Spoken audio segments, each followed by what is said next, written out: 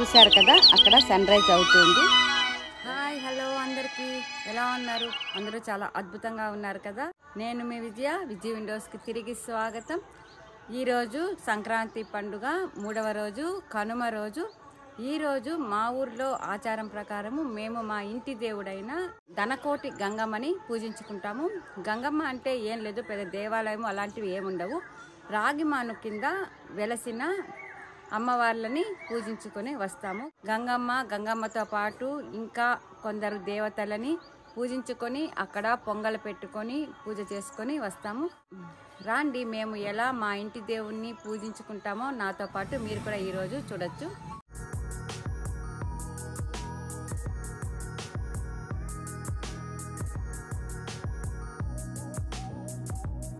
పొద్దున్నే లేచి స్నానాలన్నీ ముగించిన తర్వాత గంగమ్మ పూజకి కావలసిన పూజ సామాగ్రి అంతా పెట్టుకోవడానికి ఈ విధంగా ఈ పాత్రని సిద్ధం చేసుకుంటూ ఉన్నాము, పసుపు కుంకుమలతో అలంకరించి. అదేవిధంగా పొంగల్ పెట్టడానికి పాత్రలో బియ్యము పప్పు అన్ని తీసుకుని అది ఒకవైపు రెడీ చేసుకున్నాము. ఈ విధంగా పూజ సామాగ్రి, పొంగల్కి కావలసిన సామాగ్రి అంతా తీసుకున్న పాత్రని ఎవరు పూజ చేసుకుంటారో వాళ్ళు మాత్రమే అక్కడి వరకు తీసుకుని వెళ్లాల్సి ఉంటుంది. మా ఇంటి దగ్గర నుండి అయితే దాదాపు 100 మీటర్ల దూరంలో ఉంటుంది గంగమ్మ టెంపుల్. అందుకే తీసుకొని నడుచుకొని వెళ్తూ ఉన్నాను. కొందరైతే ఇంకా ఇప్పుడే ముగ్గులు కూడా ఫినిష్ చేస్తూ ఉన్నారు.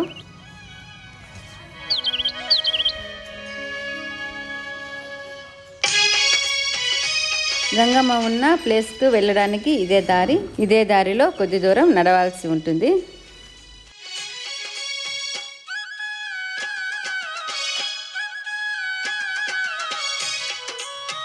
ఇప్పుడిప్పుడే తెల్లవారుతూ ఉంది. సూర్యకిరణాలకి, ఆ చెట్లకి, మంచుకి ఏ ఊటీనో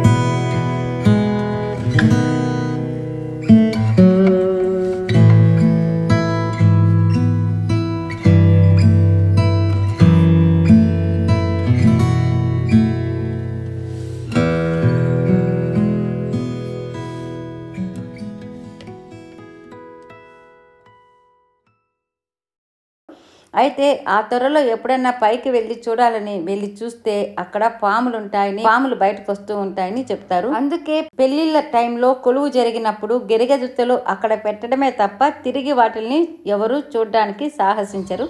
ఇక్కడ 4 రాళ్ళు పందిరిలాగా ఉన్నాయి కదా, గంగమ్మకు గ్రాండ్గా పూజ చేసినప్పుడు దీన్ని పెద్దగా పందిరిలాగా చేసి ఇక్కడ కింద ముగ్గు వేసి అమ్మవారిని తీర్చిదిద్ది ఇక్కడ పూజ ఘనంగా చేస్తూ ఉంటారు. మా ఇంట్లో జరిగిన పెళ్లి వేడుక కూడా 3 days చాలా గ్రాండ్గా చేసాము.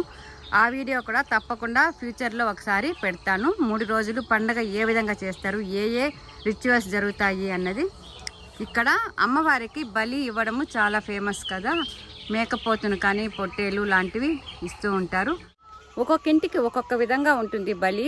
కొందరు మేకపోతును పొట్టేలు అలాంటి బలి ఇస్తే, మేము మాత్రం మా ఇంటికి కోడిపుంజు మాత్రము బలి ఇవ్వాల్సి ఉంటుంది. కోడిపుంజు వద్దు అనుకున్నప్పుడు కాలంలో చాలా మంది వెజిటేరియన్స్ ఉన్నారు కదా, అందుకే మేము కూడా ఈసారి బూడిద గుమ్మడికాయ మాత్రమే కొడుతూ ఉన్నాము బలికి. ఈరోజు ఇక్కడ మేము బూడిద గుమ్మడికాయ ఇస్తూ ఉంటే ఇంకా వేరే వాళ్ళు ఏమేమి ఇస్తారో తర్వాత చూద్దాము. పూజ కోసము ఇంకొక ఇంటి వారు కూడా వచ్చారు. ఆ అక్క అక్కడ పొంగలి వండుకోవడానికి పొవ్వులు రెడీ చేస్తూ ఉంది. నాకు రాదు కాబట్టి నా పొయ్యి కూడా ఆమె రెడీ చేస్తూ ఉంది. అదేవిధంగా క్లీనింగ్ కూడా చేస్తూ ఉన్నారు ముందర వైపు. ఆ అక్క చకచకా పూజ చేసి పువ్వులు కూడా రెడీ చేసేసింది. ఇక మేము రెడీ చేసుకున్న పొంగలి పాత్రని దానిపైన పెట్టి నీళ్లు వేసి తీపి పొంగలి రెడీ చేసుకోవాలి. ఇక్కడ ఎవరి పూజ వాళ్ళే చేసుకోవాలి, ఎవరి పనులు వాళ్ళే చేసుకోవాలి అన్నంత విషయం ఏమీ ఉండదు. అందరూ కలిసి అన్ని పనులు చేసుకుంటూ ఉంటాము. పొయ్యి దగ్గర ఎవరుంటే వాళ్ళే స్వీట్ పొంగల్ కథ అంతా చూసుకుంటూ ఉంటారు. అదే విధంగా దేవుళ్ళ దగ్గర అలంకారం పూజ లాంటివి ఎవరు ఉంటే వాళ్ళు అందరూ కలిసి ఒక్కటిగా చేసేసుకుంటూ ఉంటాము. ఆ అక్కకి పొయ్యి రాజేయడము చాలా అనుభవం ఉంది, అందుకే చాలా ఈజీగా పొయ్యి అంటుకున్నది.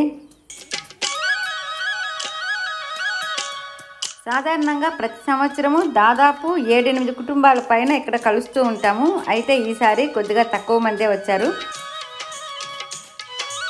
ఇంకొక ఫ్యామిలీ కూడా వచ్చింది. మేము తెచ్చిన పసుపు కుంకుమలు పూజ సామాన్లు అంతా కూడా ఒక్కటిగా కలెక్ట్ చేసుకొని అందరూ ఒకేసారి పూజకు వాడుకోవడం జరుగుతూ ఉంటుంది. అక్కడ ఉన్న పెద్ద పెద్ద మట్టి మూకుళ్లలో పసుపు కుంకుమలు అందరివి కలెక్ట్ చేసుకొని వాడుకుంటూ ఉన్నాము. ఇక్కడ గంగమ్మ దగ్గర దేవతామూర్తుల దగ్గర శుద్ధోదక స్నానం చేసి అలంకారానికి సిద్ధం చేసుకుంటూ ఉన్నాము. ఇక ఇక్కడ ఇంకొక కజిన్స్ ఫ్యామిలీ కూడా పొంగల్కి రెడీ చేస్తూ ఉన్నారు.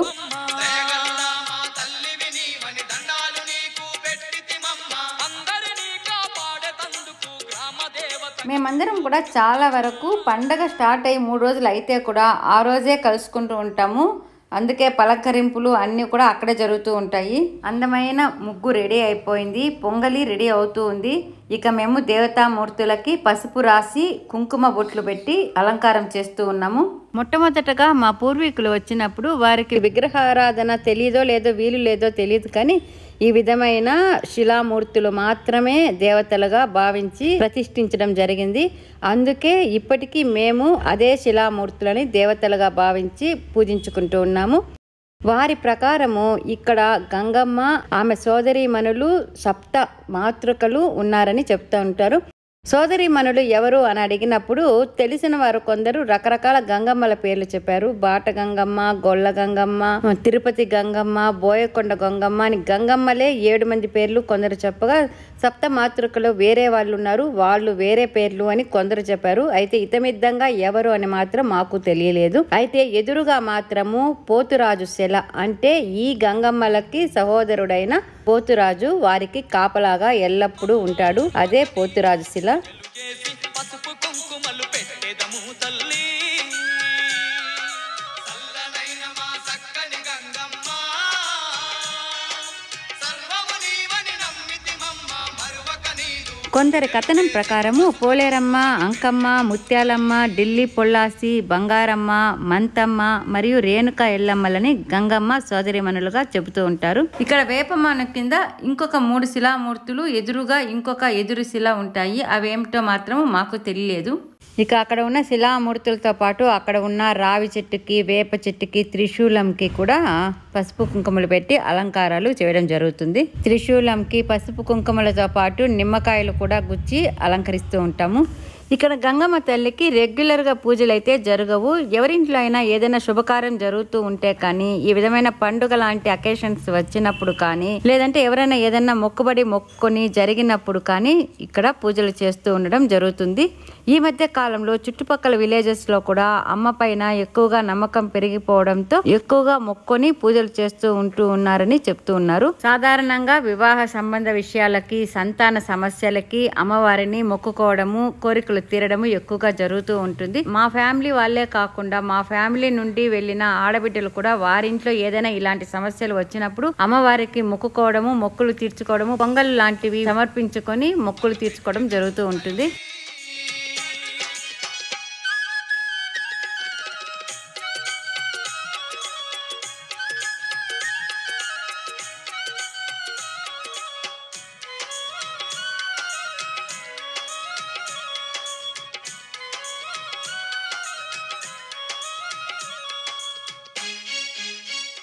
అది గంగమ్మకు బలి ఇవ్వబోతున్న మేకపోతు. ఈ రోజు టోటల్ గా నలుగురం పొంగళ్ళు పెట్టుకుంటున్నాము. అందులో ఇద్దరం బూడిద గుమ్మడికాయలు బలిస్తుండగా ఒకరు మేకపోతును, ఒకరు కోడి పుంజును బలిస్తున్నారు.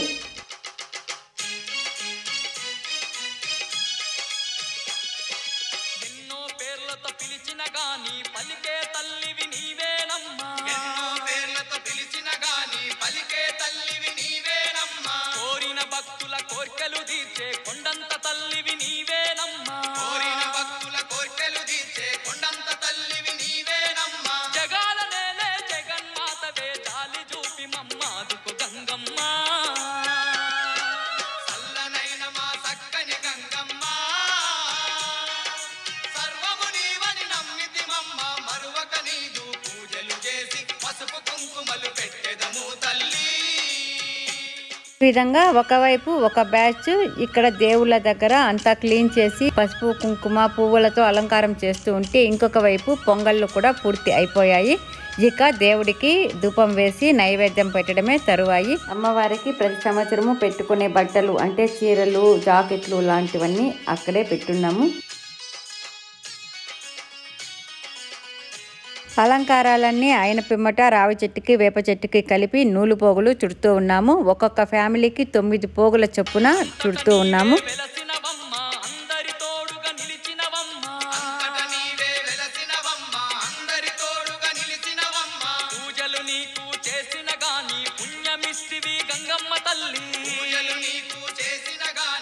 దేవతామూర్తుల ముందు వడ్డించిన అరిటాకుల్లోకి పూర్తి అయిన స్వీట్ పొంగల్ని సమర్పించుకోవడం జరుగుతుంది.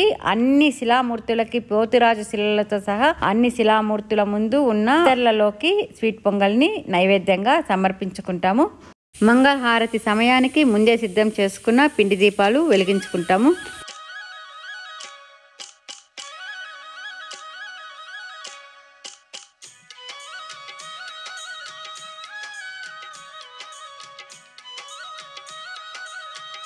ధనకోటి గంగమ్మ దేవాలయాలు చాలా ప్రదేశాల్లో ఉన్నాయి. బెంగళూరు, తిరుపతి, చిత్తూరులో కూడా ఉన్నాయి. అక్కడ మామూలు దేవాలయాలలో లాగా ప్రతిరోజు పూజలు జరుగుతూ ఉంటాయి. చాలా మంది గంగమ్మను పూజించే వాళ్ళందరూ కూడా పూజ చేసుకుంటూ ఉంటారు. సంవత్సరానికి ఒక్కరోజు గంగ జాతర రోజు మాత్రము చాలా గ్రాండ్ గా జాతర పూజ చేస్తూ ఉంటారు. ఇక్కడ మాత్రము కేవలము మా వంశస్థులకు మాత్రమే ఈ గంగమ్మకు ప్రత్యేకము. పట్టణాల్లో చాలా మామూలుగా జరిగే పూజల కంటే పల్లెలో ఈ విధంగా ఇక్కడ జరుపుకునే పూజే మాకందరికి చాలా ఇష్టంగా అనిపిస్తూ ఉంటుంది.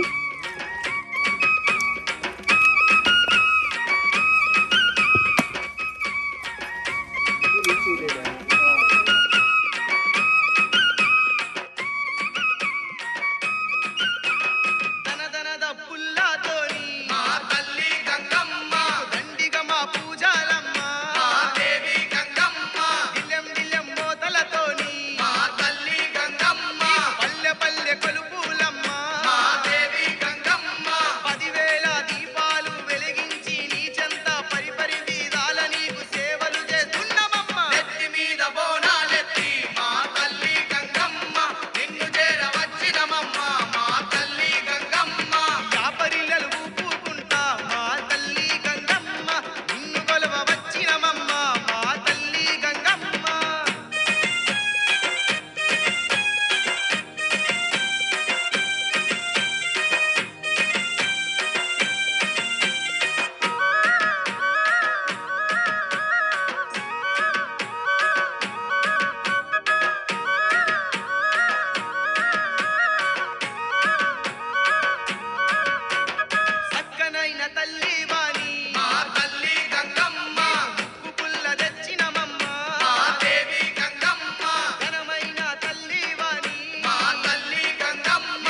దగదగలాడే కర్పూర కాంతులలో కలకలలాడే పసుపు కుంకుమలతో నిండైన పూల కలతో ఉన్న రావి చెట్టు కింద ఉన్న గంగమ్మని చూడ్డానికి సంవత్సరానికి ఒక్కరోజైనా ఊరికి వెళ్ళాలి అనిపించేంత గొప్ప భావన ఆ నిమిషంలో మాకు కలుగుతూ ఉంటుంది.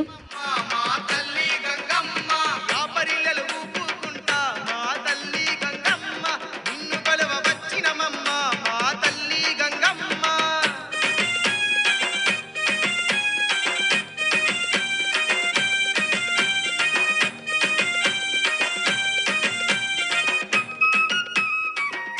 మా నైవేద్యము పూజలు అన్నీ అయిన తర్వాత బలి ఇవ్వడము స్టార్ట్ అవుతుంది. మొదటగా బూడిద గుమ్మడికాయలు బలిచ్చిన తర్వాత కోడి పుంజును బలిస్తారు. తర్వాత మేకపోతును బలి ఇవ్వడం జరుగుతుంది. ఈ బలులు ఇచ్చే టైంలో స్త్రీలు పిల్లలు చెట్టు వెనుకకు వెళ్లి నిలబడుకుంటూ ఉంటాము. అన్ని ఇక్కడ వీడియోలో కూడా బాగుండదని ఇప్పుడు నేను చూపించడం లేదు. పూజ బాగా జరిగింది, చాలా బాగా జరిగింది. నిలవని బాగా జరిగిందా? ఇట్లానే రావాలి.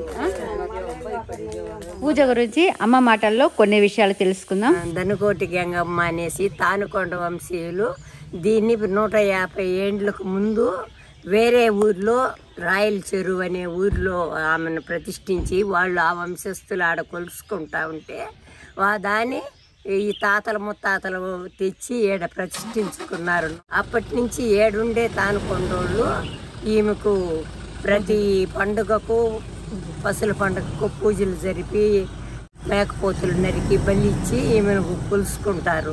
అదిగాక ఆ వంశంలో ఏ బిడ్డ పుట్టినా ఫస్ట్ ఆ బిడ్డకు కొలువు 3 రోజులు కొలువు చేసి మళ్ళీ పెళ్లి చేసే ఆచారము పెద్దోళ్ళ తాతల ముత్తాతల కాలం నుంచి ఉన్నది.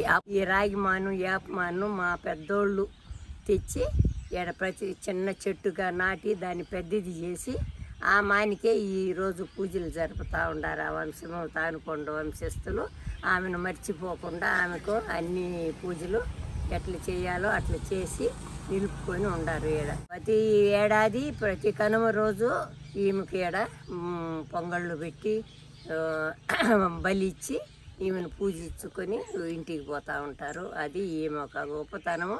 ఈమె వాళ్ళను అన్ని వేళలా కాపాడుతుంది. మాకు ఆ ప్రతి విషయంలో ఆ దేవతను తలుసుకొని వాళ్ళు పని స్టార్ట్ చేసుకోవడం కానీ ఏదైనా వాళ్ళ ఇంట్లో పెళ్ళి అయినా ఏ మంచి జరిగినా ముందు ఆమెను తలుసుకొని వాళ్ళు మొదలు పెడతారు. అది ఆమె విశేషము.